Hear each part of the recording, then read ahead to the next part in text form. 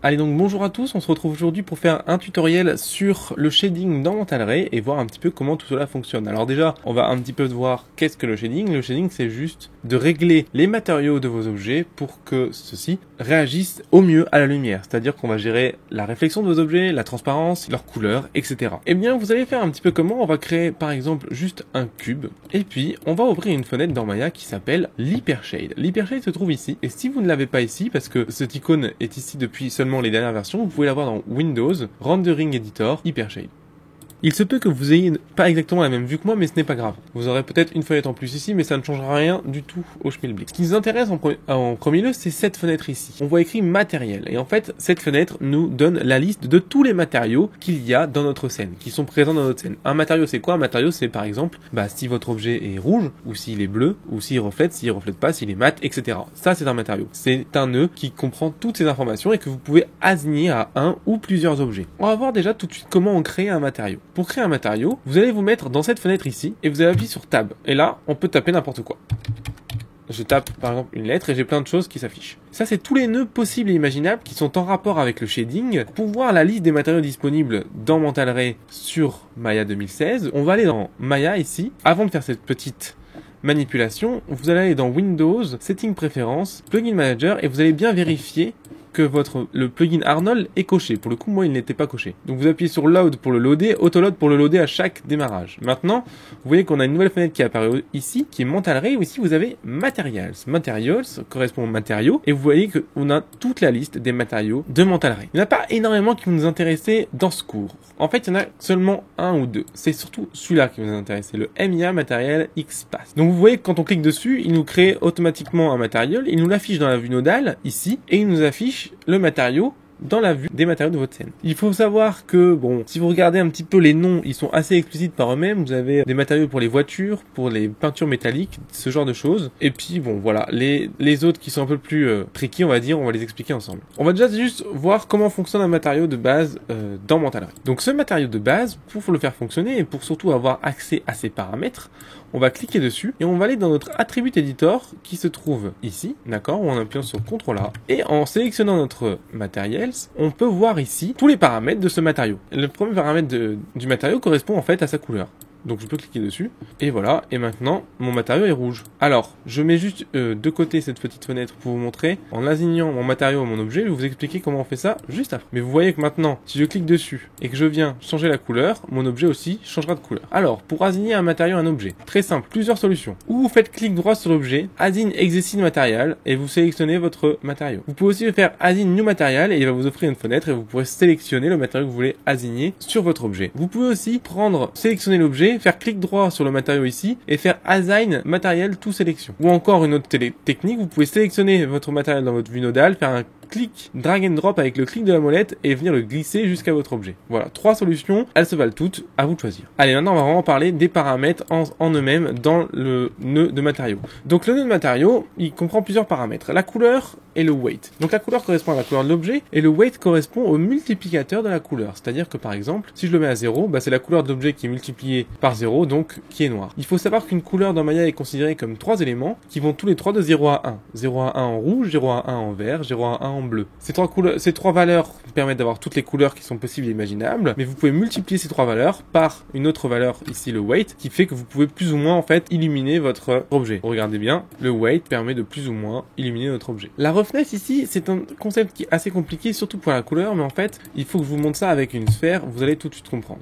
Donc on va lui mettre l'objet en faisant Existing Material, mon MIA Material XPath, et cet objet, on va se mettre en set, on va créer une lumière, et vous allez tout de suite comprendre à quoi correspond la roughness dans la couleur. On va mettre une point light ici. Vous voyez maintenant, on a un liseré, on a la couleur éclairée et le liseré noir derrière. Si je prends le MIA Material ici et que je viens mettre de la roughness, on voit en fait que la roughness gère l'étalement lumineux au niveau des bords de l'objet. Alors c'est très subtil. C'est pour ça que c'est assez délicat à gérer, mais on voit que quand je bouge la roughness, ici, l'étalement luminé du bleu foncé au bleu clair est plus flou, et plus étalé. On va maintenant passer à la réflexion. La réflexion, qu'est-ce que c'est? La réflexion, c'est le concept justement de refléter la lumière. Alors on ne reflète pas seulement la lumière, on reflète aussi les objets qui sont en face de nous.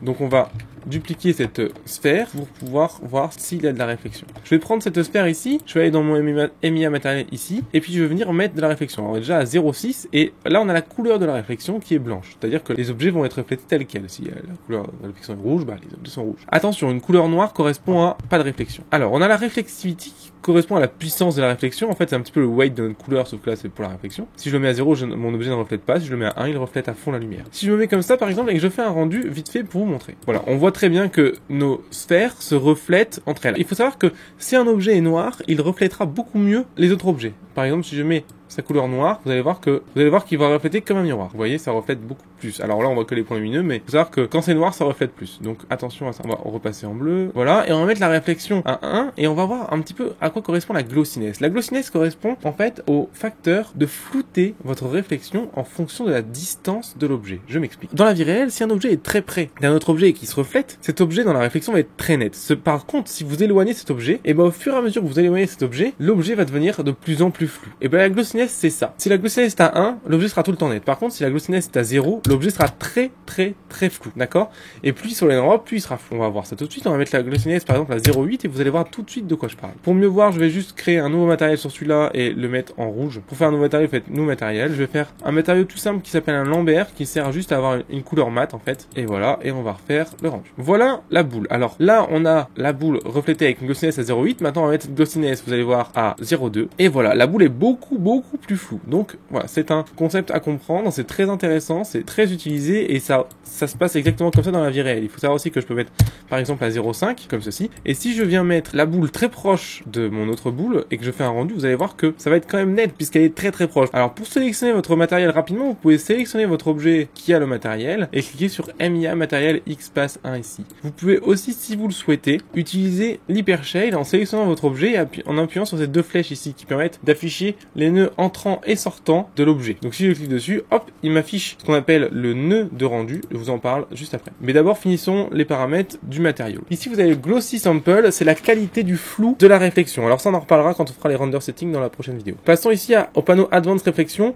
C'est assez simple en fait, hein. Là, les mots parlent d'eux-mêmes. Ici, vous avez Use Max Distance, c'est-à-dire que vous pouvez utiliser, si vous le souhaitez, une distance maximum de réflexion pour pas que votre objet reflète tous les éléments de la scène. Ça va vous permettre surtout de gagner en temps de rendu et en temps de calcul. Ici, vous avez Max Trace Depth. Ça sert à gérer le nombre de rayons, le nombre de fois où l'objet se reflète dans lui-même. Par exemple, si j'ai deux objets qui se reflètent, il y en a un qui va refléter l'autre, mais l'autre va refléter l'autre qui se reflète lui-même, etc. Donc là, ça se fait ça 5 fois. Pareil, ça peut être gérable via les render settings, donc on en reparlera dans l'autre vidéo. Ici, vous avez réfraction, qui en fait consiste à gérer la transparence. Pour ça, on va juste prendre une boule rouge, on va la dupliquer et on va la mettre derrière. Et on va prendre notre boule bleue et on va lui mettre justement de la réfraction. Alors ici, on a l'index de réfraction qui correspond en fait à l'indice de déformation de l'objet. Par exemple, quand je regarde dans l'eau, l'eau est transparente, mais pourtant l'arrière ce que je vois est déformé. C'est ça. L'index de réfraction correspond à la valeur du zoom de la déformation. Par exemple, s'il est à 1,4, ça veut dire que l'environnement qui sera derrière sera zoomé 1,4 fois dans ma déformation. S'il est à 0,9, il sera zoomé 0,99 fois, donc il sera dézoomé. Si vous voulez connaître l'index de réfraction de certains objets ou certaines matières, il suffit d'aller sur internet, de taper index de réfraction de l'eau par exemple, et vous aurez ce chiffre qui est un chiffre physique et que vous pourrez utiliser dans vos shadings. La couleur de la réfraction, c'est le même principe que tout à l'heure. La transparency, donc plus si c'est à 1, c'est totalement transparent, si c'est à 0, c'est pas transparent. Donc on va la mettre à 1 par exemple, et on va regarder comment ça fonctionne. On a un objet qui est totalement transparent. Totalement transparent, oui et non. Il n'est pas totalement transparent puisque on a vu tout à l'heure qu'on lui a mis une couleur. Donc ça veut dire qu'il a encore un petit peu de ce bleu en lui. Donc attention, si vous voulez qu'il soit totalement transparent ou totalement miroir, enlevez-lui la couleur, mettez-le noir. Donc là, on a la transparence, mais vous voyez très bien que la boule derrière est déformée. Si je mets l'index de réfraction à 1, la boule ne sera plus déformée derrière. Voilà, comme ceci, on voit très bien qu'il n'y a aucune déformation. Donc on va remettre l'index de réfraction à 1,4 Et on va venir un petit peu jouer avec la glossiness. Vous allez voir que la glossiness fait exactement la même chose que la glossiness dans la réflexion. Elle va flouter la transparence. Donc ouais, vous voyez bien, elle floute la transparence. Vous avez ici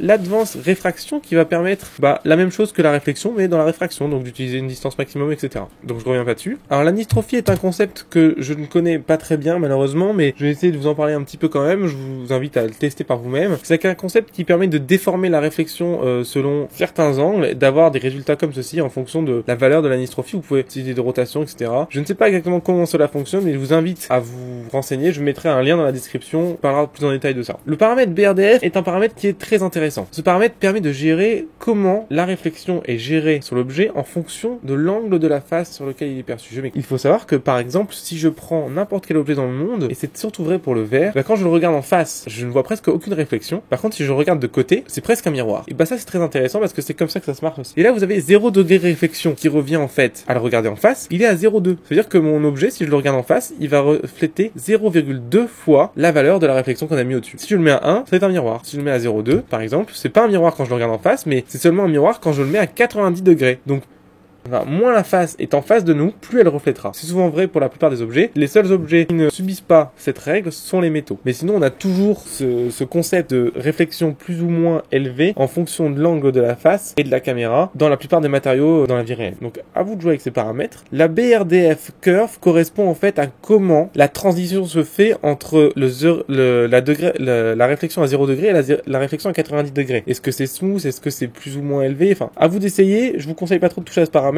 Par défaut, il est très bien. Ici, vous avez un paramètre qu'on appelle la transluance. La transluance, c'est très intéressant parce que c'est aussi un paramètre de transparence, mais qui ne rend pas transparent l'objet, mais qui rend transparent les lumières à travers l'objet. Je m'explique. Si je mets comme ça et que je mets la lumière, le point lumineux, ici, voilà, comme ceci, vous allez voir qu'on ne verra rien. Tout sera noir. Tout est noir, malgré le fait que mon objet soit transparent, je ne vois pas le point lumineux derrière. Mais c'est parce que la transparence ne prend en compte que la transparence des objets. Si vous voulez mettre en transparence le point lumineux, il faut utiliser ce qu'on appelle de la transluance. La transluance, ça sert à faire passer cette lumière à travers l'objet. Ça sert à avoir ce genre de résultat, ce genre de rouge qui vient de l'intérieur. Et en fait, c'est juste la transparence d'une lumière qui est derrière, qui est floutée. Ça sert à ça. Donc on s'en sert surtout pour faire des pots et de la cire. Mais après, ça peut être aussi utilisé sur des choses comme du plastique et tout. Là, on voit bien à quoi ça sert. Donc on va revenir juste à notre scène et puis on va voir maintenant avec la transparence qu'est-ce que ça donne rendu. Voilà, maintenant on voit le point lumineux qui est derrière. Alors on voit qu'il est hyper flou, mais c'est normal, c'est les algorithmes de transluance qui sont comme ça. Donc la transluance en elle-même ici est un peu compliquée à gérer, mais elle peut des fois vous sauver un petit peu la vie pour avoir un petit peu cet éclairage qui viendrait de derrière une lumière.